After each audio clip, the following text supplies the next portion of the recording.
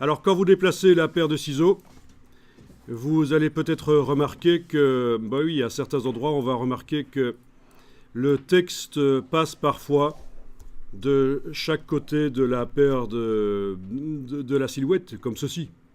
Vous voyez ça? En positionnant à certains endroits, vous allez voir que le texte passe de chaque côté. Et ça, c'est plutôt ennuyeux. Et donc, dans les réglages d'habillage ici, vous avez intérêt à demander habiller plus grande zone. Habiller plus grande zone. Et là, le texte va aller seulement d'un côté. Donc, de toute façon, la paire de ciseaux ici est un peu trop grande. On va la redimensionner.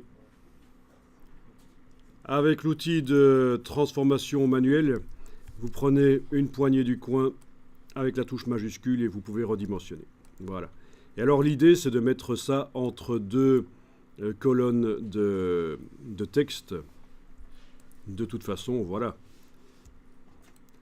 C'est mieux. Sinon, c'est trop grand et ça perturbe trop le texte.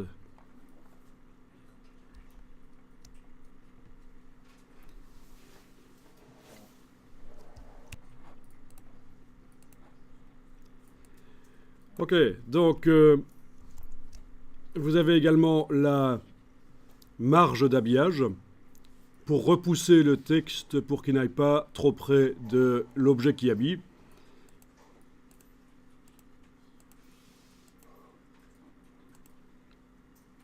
Voilà, marge d'habillage.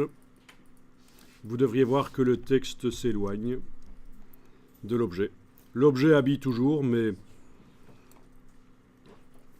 voilà. Donc ça peut être très intéressant au niveau mise en page, ce genre d'objet qu'on peut placer pour l'intégrer d'une manière ou d'une autre, comme ça par exemple. Oui, on n'est pas obligé de le mettre entre deux colonnes nécessairement non plus. Faire des effets intéressants comme ça.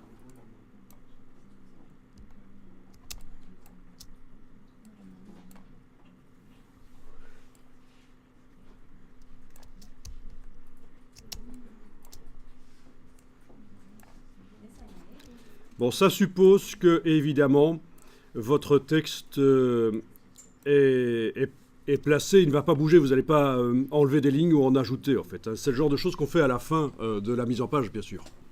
Parce que sinon, si vous vous amusez pendant, en cours de mise en page à placer les objets comme ça, il est possible que le texte, il est possible que ce titre va passer à la page précédente ou suivante,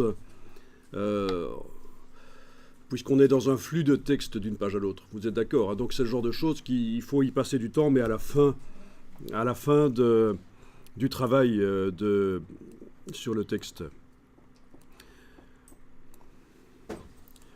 Ok, donc on va passer maintenant à un travail dans Photoshop. Vous allez enregistrer le document ici et on va faire la même chose, mais le travail va être préparé dans Photoshop cette fois-ci.